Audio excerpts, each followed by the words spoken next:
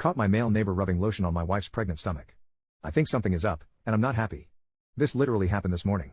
I've been extremely upset all day and can't process this productively. I'm 29 and my wife is 27 and is 8 months pregnant with our child. We live next to another married couple who are in their late 30s. I don't like the guy. I've found him to be invasive and the weird type of friendly that almost seems to be prying and clingy. I'm not sure if that's clouding my judgment here or if this validated my beliefs about him. I left for work, decided on the way there I just wasn't feeling it and called off. I stopped for breakfast before heading home to surprise my wife. 40 minutes tops. I get home, enter from the back door and here's my wife and my neighbor sitting in our living room on the couch. She's turned toward him, fully clothed but with her shirt pulled up over her very pregnant stomach while he, facing her, is rubbing lotion on her stomach with both hands. They both froze, before my wife asked how come I was back and then said he stopped by to borrow the toolbox while I was moisturizing, and wanted to know if he could feel the baby so I said okay. I told him to get out before I put him out, and he left immediately. I tried to stay calm and talk to her and get the whole story. The neighbor's wife is apparently infertile, the first I heard of it which is amazing considering the guy never shuts up about his personal woes, and he wanted to feel the baby. That's her story and she's sticking to it. That's not good enough for me. My thought process is there's a big effing difference between feeling a baby for 10 seconds and coming into our home and rubbing lotion on my wife's stomach. If it was some close friend of ours I might understand, but I dislike the guy and my wife has never expressed any sort of closeness to him aside from passing pleasantries, and she's not the type to let anyone she isn't close to put their hands on her. So in the span on a day the guy goes from being a distant acquaintance of hers at best to her deciding to invite him in and let him rub her?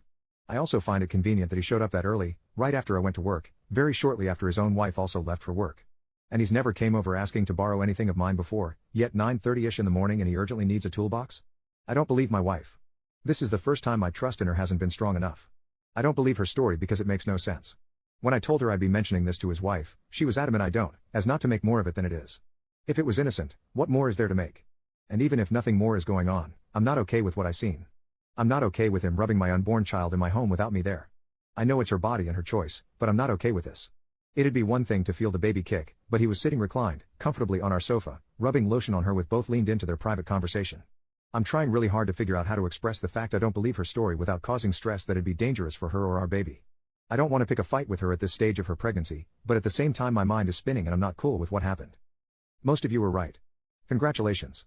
I spoke to friends, and stewed for a day. My wife stuck to her story, apologized for making me uncomfortable and assured me it wouldn't happen again. PP Sucker decided to leave a handwritten note in the mailbox specifically apologizing as well. I still didn't feel better, and the consensus was that I should speak to my neighbor's wife, who were going to call Sally, so that's what I did. Watched my neighbor leave for work, then called my mother-in-law to come take my wife for a lunch and a girls' date so she could get out of the house. I left as usual for work, called off again and went to stay with a friend. Got a text from my wife around noon telling me she was with mother-in-law and would be back by dinner. Went home and knocked on Sally's door. PP Sucker decided to tell Sally I kicked him out and caused a scene about not wanting either of them speaking to us anymore because I was pissed about him helping my wife. Come to find out both Sally and PP Sucker have been going over to my house while I was away busy for the past few weeks as my wife had approached her and asked if they would be willing to lend a hand with chores she could no longer do alone.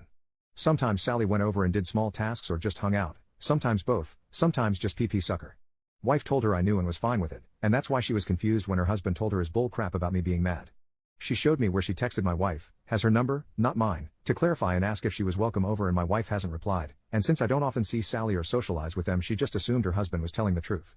She also admitted that she noticed PP Sucker and my wife becoming fast friends and figured it was due to the pregnancy, but thought it was his way of dealing with their own inability to have kids so she wrote it off. I told her what I walked in on.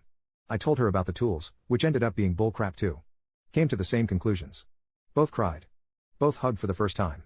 Both took turns denying and accepting and talking each other down. Took a walk around the block together and conspired. She planned to call PP Sucker at work and say that my wife messaged her confessing to the two of them having an affair, and seeing what happened. Went back to my friends. Started having major panic attacks thinking I effed up, I was about to ruin my marriage, worrying I might be wrong. Bit later and I get a call from my wife screaming at me to find a way to leave work and come home. So I go home. PP Sucker called her telling her what Sally told him. She told me I was crazy, I was a piece of crap, that she was considering leaving me, everything. Having a panic attack thinking I just ruined my entire life over nothing while also trying to calm her down for the baby's sake. Impulsively told her that if she was leaving, I'd still be requesting a DNA test. And that's when it all came down. Entire tone changed. Pleading, begging, apologizing, hyperventilating, holding me. Asking me how I found out while denying anything happened. I told her it'd be okay and asked if she'd talk to me if we went for a drive. She agreed.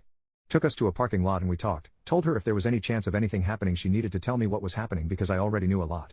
She'd effed PP Sucker a handful of times before she was pregnant. Our baby might not be ours. PP Sucker had been coming by and doing daddy duties once in a blue moon in case it's his.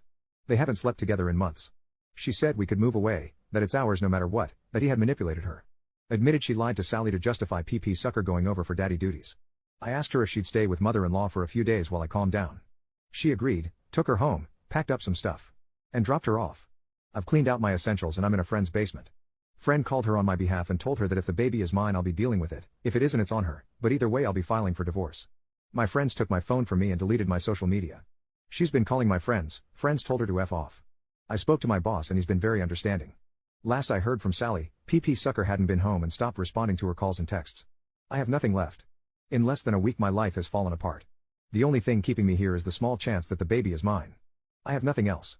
I woke up today disappointed I woke up at all. I've never felt this alone, and I haven't accepted any of it yet. I'm praying for the first time in my life that I can stop feeling this way and find strength. I'm leaving my wife, moving out, and I'm a new dad.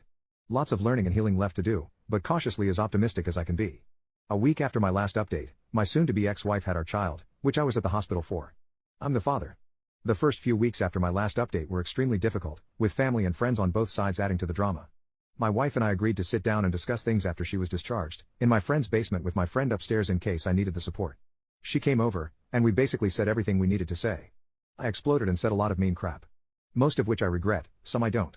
She spent the whole time apologizing and begging me to take her back and give our family a chance to survive everything that happened. Went on for about an hour like this until I accepted that there was nothing left to say and I have zero romantic love for her anymore, and she accepted that we need to focus on our daughter above all else. We're agreeing to figure out a custody split amicably, and to eventually co-parent more actively together when wounds heal, but our marriage is over.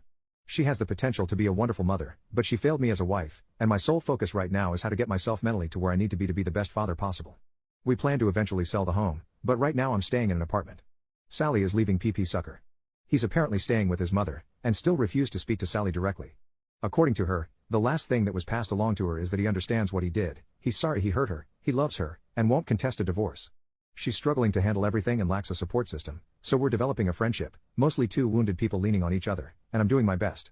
She plans to start therapy too. And no, I don't plan to be anything more than platonic friends with Sally. Lovely woman, but no. I still haven't fully processed my new role as a parent. I think mentally I already convinced myself my child wouldn't be mine in case it ended up that way. I plan to take classes and spend more time with my daughter doing early bonding. I'm terrified but very happy. I know there's a lot left to do, and a lot of hurting left to go through, but I'm stable, and a dad. That's what matters most.